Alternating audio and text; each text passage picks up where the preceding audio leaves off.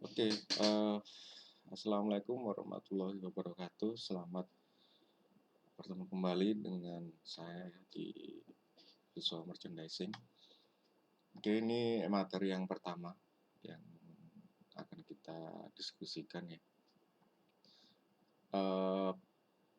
Kita ngomongin adalah pengantarnya ya. Kita pengantarnya dulu, apa itu visual merchandising, kemudian kira-kira pengaplikasiannya seperti apa, kemudian item yang ada itu seperti apa. Nah, itu kira-kira kita akan bahas di materi pengantar ini. Oke, kita lihat dulu rhizomatic map untuk visual communication ya. Nah, kita bisa lihat untuk ini agak rumit tapi coba saya sedikit terangkan ya, nanti kira-kira akan kita bahas juga di beberapa pertemuan. Oke, ada dua jenis kotak atau apa namanya shape ya. Yang pertama adalah yang persegi panjang molar. Nah, yang kedua adalah molekular yang lonjong itu, kemudian ada intersection. Nah, kenapa? Kalau molar itu adalah perilaku yang sifatnya itu dari masa lampau. Jadi mungkin pengetahuan bisa disebut kayak pengetahuan dari manusianya itu sendiri. Ya kan bisa kita lihat kalau yang kotak itu ada filosofi, ada art, ada history, literatur, arsitektur, engineering, dan banyak lagi ya dasar-dasar uh, apa namanya bisa dibilang core dari apa pengetahuan manusianya. Kemudian molekularnya itu adalah bisa dikatakan kayak ruang lingkup dari manusia itu sendiri ataupun objeknya itu sendiri ya. Misal di situ ada terlihat bisnis, kemudian info sistem, kemudian neuroscience, education, dan lain-lain. Nah, untuk yang intersection itu dia bisa beririsan dengan yang lain. Dia bagian-bagian ataupun berkaitan dengan molar dan molekular. Contohnya kita lihat di katakan di mana ya, di psikologi yang di atas ya. Dari segi psikologi yang sebagai molar dari pengetahuannya itu akan melahirkan visual intelligence.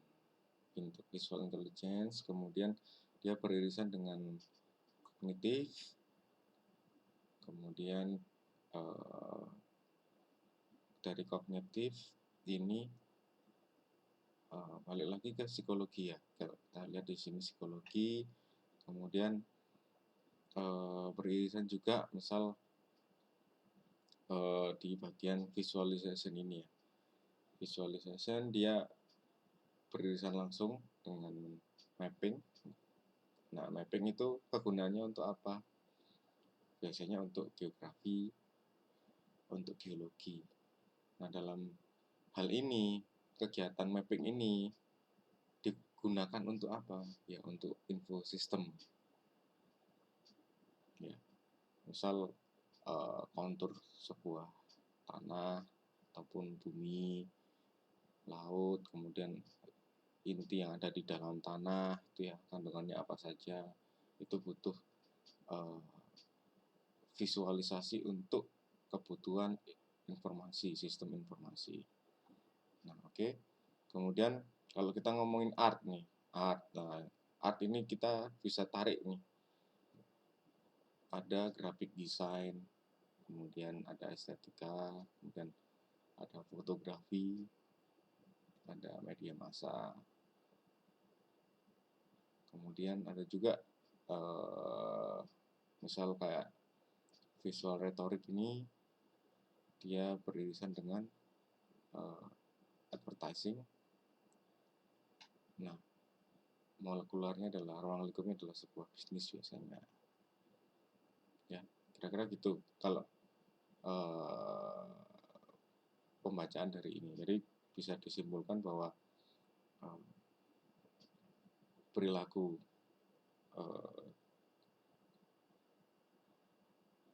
objek ya, perilaku subjek itu dipengaruhi oleh hal-hal seperti ini.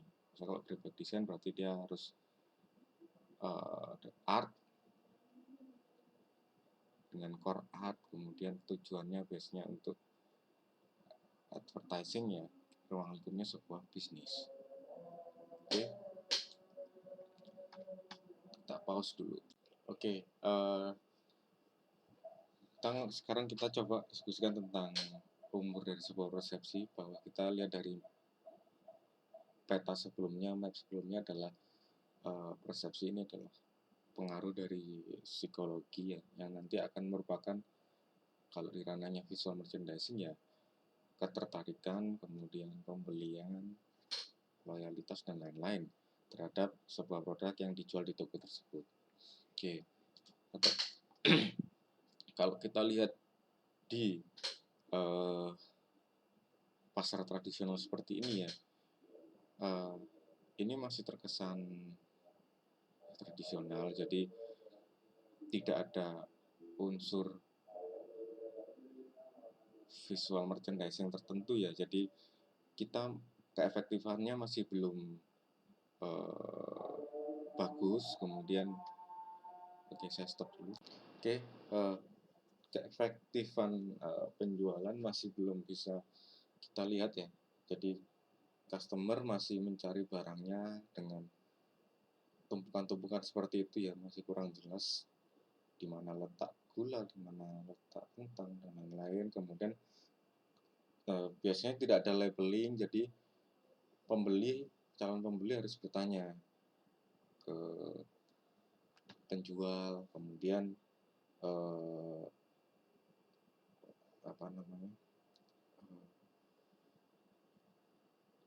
sehingga hal ini tidak menjadi satu kenyamanan, jadi masih perlu langkah-langkah yang banyak untuk mengetahui apa yang diinginkan, dan labeling pun tidak ada, branding pun tidak ada, jadi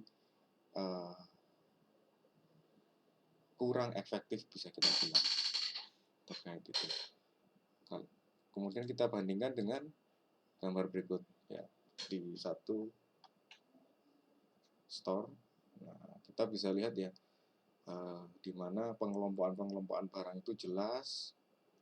Kemudian di sana ada labeling terkait labeling harga, sehingga pembeli bisa memilih, membandingkan, dan lain-lain. Kemudian ada visual attraction-nya, kayak diskon-diskon yang dipakai. Kemudian ada unsur brandingnya gitu ya. Ini akan membuat pembeli itu nyaman dan akhirnya kepo, dan juga bisa juga akhirnya sebagai langkah untuk pulang membeli. Mungkin awalnya kalian hanya mengantar teman untuk membeli sesuatu, malah akhirnya kalian sendiri yang memborong sesuatu karena ada penawaran-penawaran menarik seperti ini ya. Nah, kita bisa lihat juga rak display seperti ini ya, sayurannya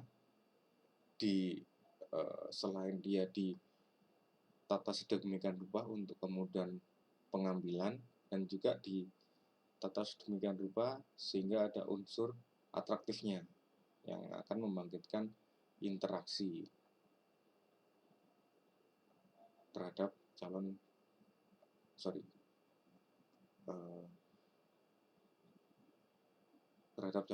pembelinya ya, ketertarikan, kemudian akhirnya keinginan untuk membeli karena melihat barang yang display ini begitu bagus dan cantik. Oke. Sama halnya seperti ini juga ya.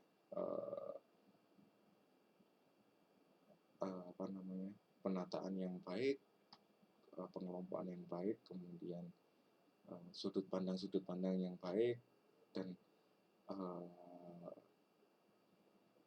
elemen-elemen lain yang mendukung pada satu momen. Misal ini mungkin hari kemerdekaan gitu ya, ada bendera yang mungkin yang ini ya kita anggap ini sebuah bendera, sehingga akan menjadi relate dengan uh,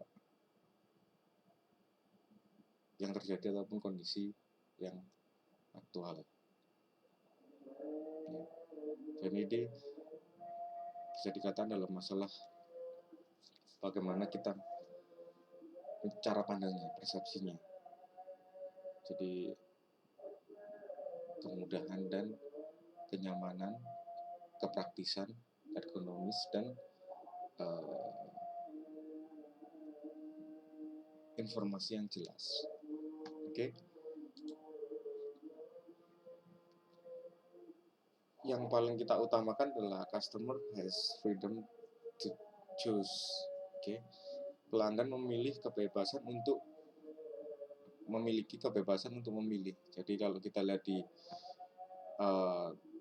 store seperti ini ya, customer itu memang memiliki kebebasan untuk memilih. Jadi kalau di pasar tradisional tadi kita perlu bertanya, kemudian minim varian produknya, artinya dari brand-brand lain dengan jenis barang yang sama, ya itu sangat minim. Jadi ada beberapa, ada hanya misal ada 2 produk dan lain-lain.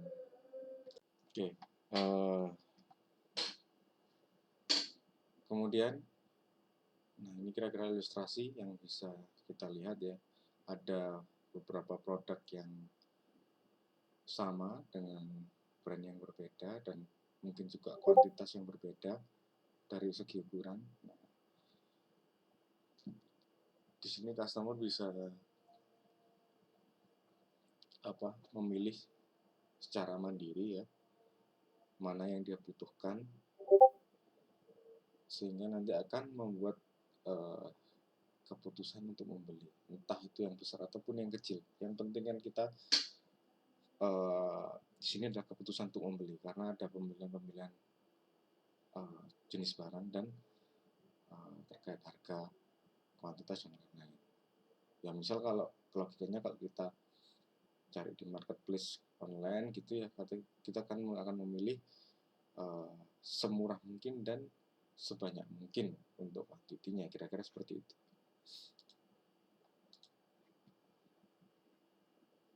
Kemudian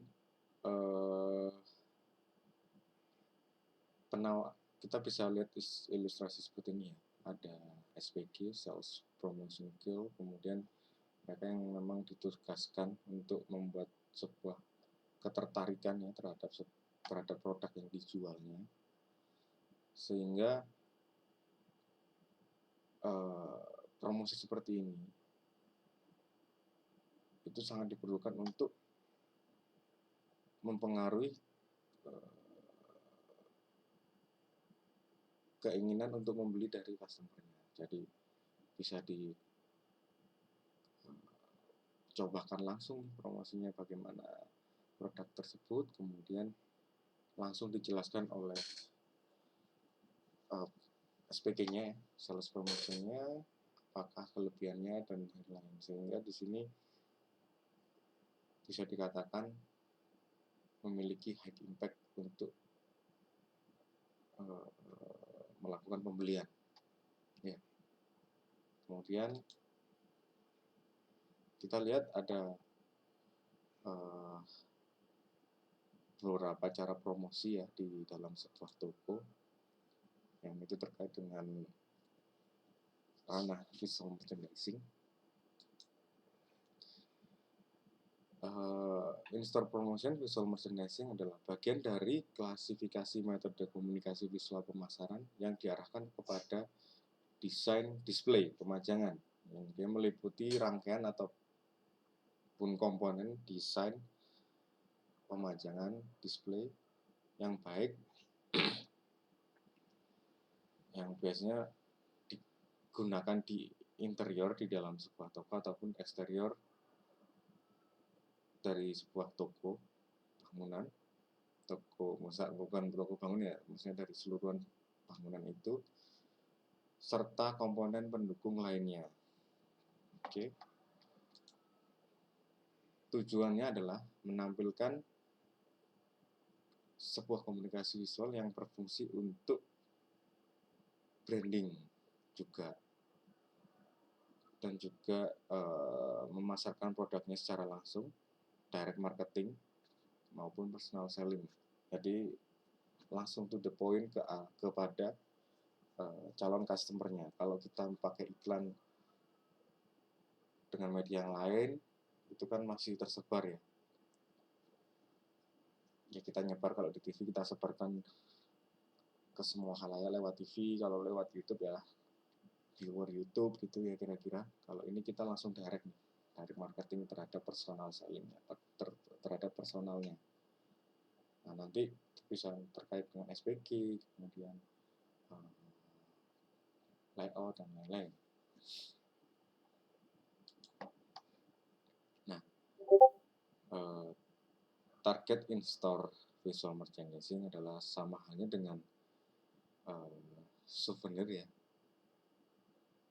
Itu sebaiknya memiliki hal berikut, yaitu attention, perhatian, kemudian interest, daya tarik, desire itu keinginannya, ya mungkin keinginan untuk membeli, keinginan untuk mengetahui dari produk itu sendiri, kemudian memorize, jadi gampang diingat, kemudian bisa melahirkan action untuk ya membeli barang tersebut, kemudian repeat karena dia sudah mengingat dan tertarik, kemudian mengetahui kelebihan dari produknya, maka dia akan melakukan pembelian ulang yang akhirnya menyebabkan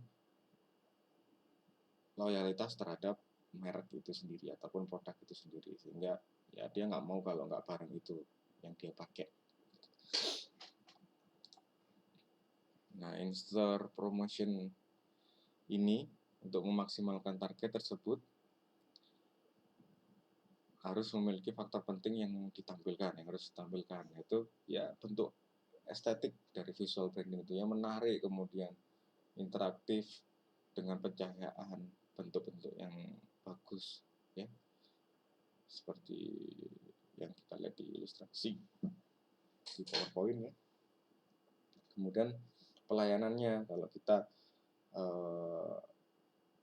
memakai sales promotion ya, bagaimana pelayanan terhadap akses informasi dan pelayanan terhadap pemenuhan kebutuhan dari calon customernya. Kemudian kenyamanan, yang ketiga adalah kenyamanan, works ergonomis,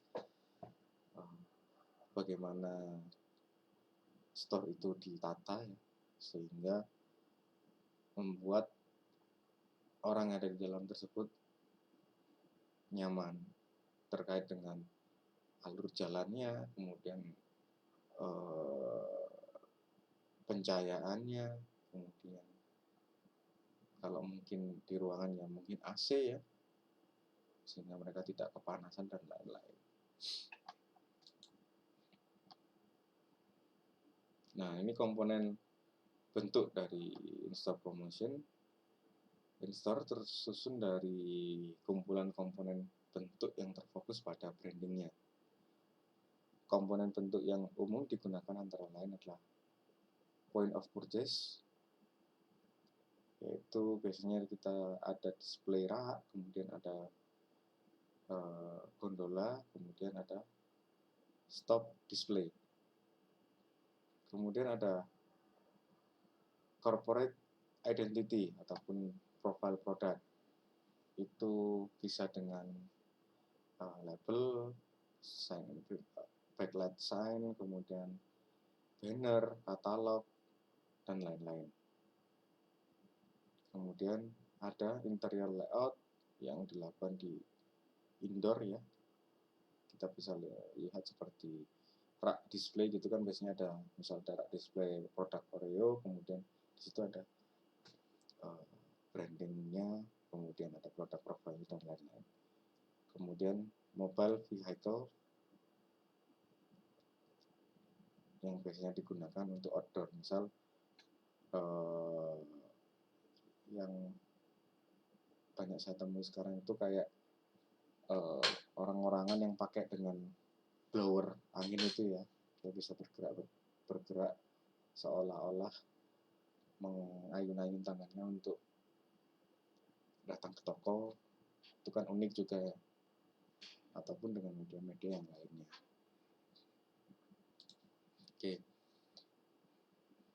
perencanaan dari in-store promotion adalah kita membutuhkan analisa, mengetahui kebutuhan dan target perancangan visual merchandising-nya. Jadi ya kita butuhkan, misal kalau kita mau perencanaan untuk visual merchandising sebuah toko sepatu gitu kan. Nah, yang dibutuhkan dari toko sepatu itu apa? Misal kita taruhlah kita toko tersebut sudah memiliki satu ruangan, gitu, tapi di situ masih belum ada labeling dan jelas ataupun katalog ataupun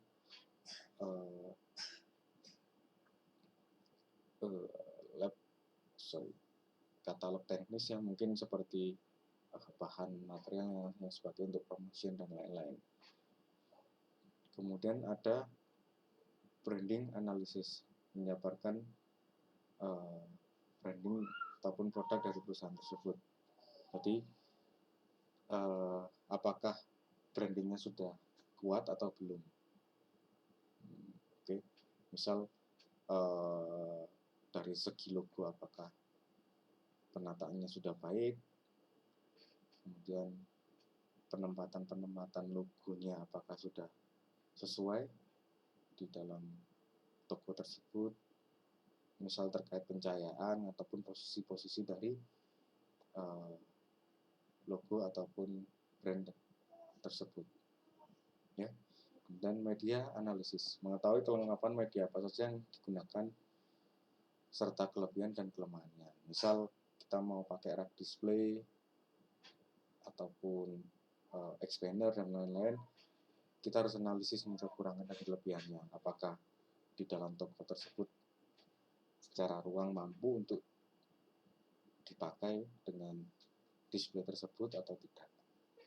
Oke, kira-kira seperti itu. Kemudian aplikasinya itu kita bisa gunakan dengan dua tipe ya, yaitu in-store for retail, perancangan media untuk toko retail, atau juga untuk in-store personal selling. Jadi misal kayak booth gitu ya, kalau kita lihat di supermarket itu biasanya ada booth satu produk, kemudian ada sales promotionnya, itu yang dimaksud dengan untuk personal selling.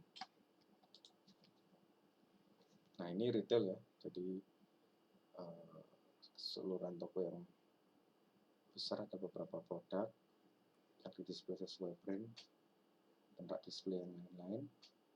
Kemudian, nah ini personal sellingnya.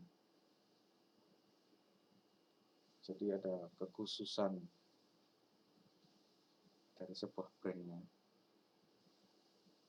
Ya, ini kita bisa lihat brand dari merchandise dari Coca-Cola, kemudian sebelah sini adalah dari baju. Ya. Jadi dia langsung ke target marketnya. Kalau yang retail kan umum dan banyak barang ya, itu bisa banyak umum, orang-orang umum, sebagian besar orang. Nah ini personal selling lebih khusus ke target market tertentu. Kita masuk ke contoh-contohnya. In-store promotion, outdoor. Nah, outdoor dengan desain brand yang jelas ada di atas, kemudian dengan logo yang jelas dan teknik penjayaan dan juga backlight yang baik, maka expose dari brandnya sangat terlihat jelas ya. Kita bisa lihat di timbuk-timbuk ini, kemudian Walmart, Unimar CC, kita bisa lihat ya bagaimana dia menempatkan logo perusahaan dan brandnya di situ. Kemudian dari segi luar dia mencoba untuk mempersepsikan cerminan dari perusahaan ataupun toko tersebut. Ya, ini untuk UPS Store. Kemudian target ya, kita target store ini kita bisa lihat bagaimana mereka mereka mendesain dari tampilan luarnya sehingga brand logo dari perusahaan terekspos dengan baik, dengan jelas. Idea Store ini nanti kaitannya dengan eksterior dari tokonya ya. Kemudian ada Adidas, kita bisa lihat terpampang dengan jelas ya bagaimana cara mereka mengekspos brand dan perusahaannya itu seperti apa. Ada juga Coca-Cola ya. Bagaimana Coca-Cola ini dia mendesain tokonya sehingga sangat representatif dengan Coca-Cola itu sendiri. Ada juga Ferrari ya, sangat mencerminkan atau dengan upaya seperti ini bisa mencerminkan bagaimana perusahaan dan brand tersebut. Ini yang contoh untuk mobile vehicle boot ya, yang bisa dipindah di tempat-tempat tertentu. Oke. Kemudian kita lihat contoh in-store promotion. Ada Adidas, ini ada interior store-nya seperti ini, jadi display dengan sedemikian rupa, ditata pencahayaannya, kemudian klasifikasi penempatannya, kemudian ada modeling dengan menggunakan manekin, ada fotografi, gimana produk itu diiklankan.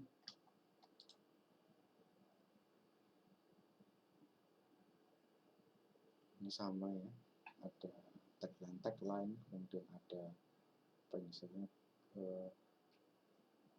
mungkin aturan ataupun informasi untuk dari produknya. Kemudian pengkelompokan jenis barangnya terus tertata dengan jelas. Kemudian kita lihat ya, di display sedemikian rupa, ada window displaynya ya, kemudian spot interior display seperti ini. Ini untuk Ferrari ya. Untuk Ferrari fans, bagaimana dia menjual beberapa item yang dikelompokkan yang representatif dengan brandnya.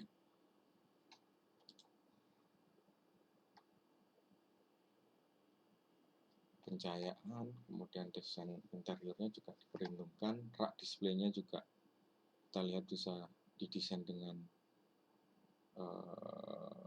sebaik mungkin, maksudnya sesuai dengan temanya dan dari brandnya. Nike, permainan pencahayaan, terus gantungan-gantungan baju seperti ini yang akan membuat sebuah ketertarikan.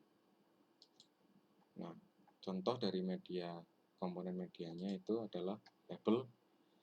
Ini label harga, diskon, kemudian promosi, setelah pembelian, voucher, dan lain-lain. Kemudian packaging ya.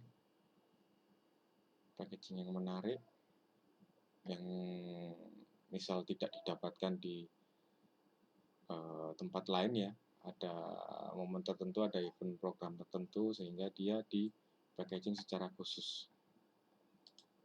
Kemudian ada banner, sign panel ya. Jadi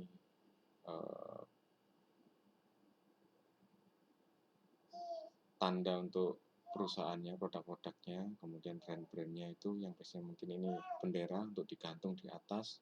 Kemudian ada semacam X-banner seperti ini dan bentuk-bentuk yang lain.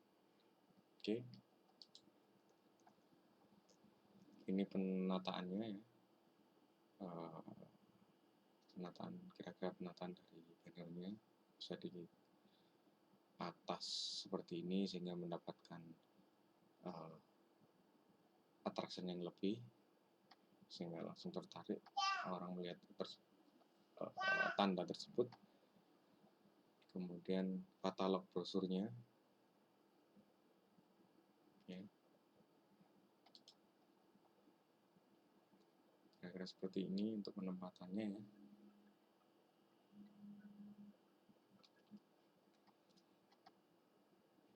Ada juga untuk point of purchase-nya, ada rak display. Jadi rak display-nya jelas di sini ada satu produk terus dari satu brand ya, dia di display seperti ini, ada elemen-elemen visualnya, kemudian ada katalognya dan lain-lain, kemudian produknya ditata sedemikian rupa. Ini untuk raknya, kemudian ini juga untuk rak, hampir sama ya.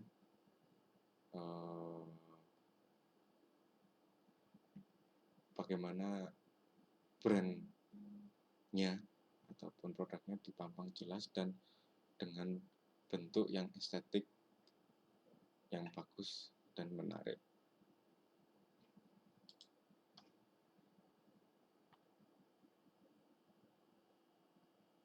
Ya, contohnya seperti ini.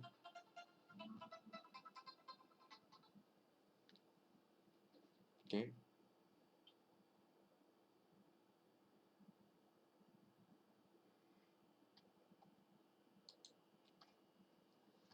Mungkin bisa pakai display hanger seperti ini ya, unik.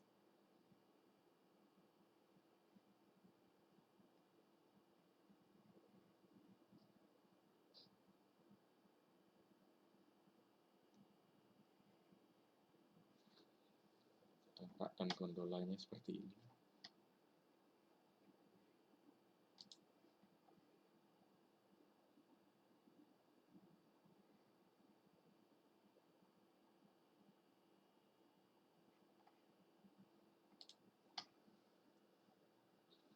Kulkas untuk minuman dan makanan ya. Ini soft drinknya, kemudian untuk shopping kitnya ya, tas rak belakang apa namanya, apa ini namanya, ini troli, kemudian bisa kita lihat ya, sangat representatif dengan tokonya. Kenapa warnanya merah? Berarti memang shop and roll ini kita membawa tema merah, kemudian green box gitu ya. Sangat representatif terhadap perusahaannya. Dan indoor stand seperti ini sering kita temui ya. Jadi calon pembeli bisa merasakan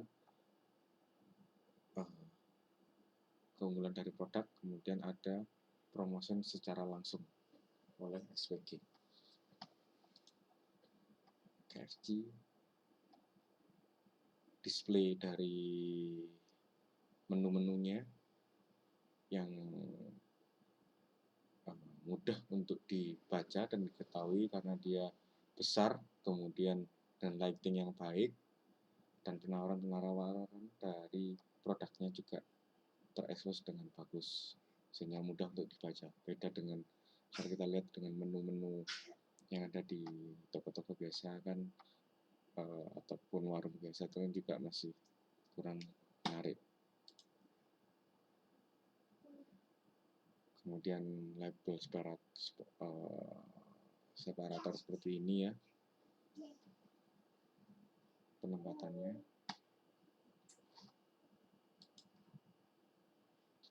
Ini contoh perencanaan visual merchandising in store kit.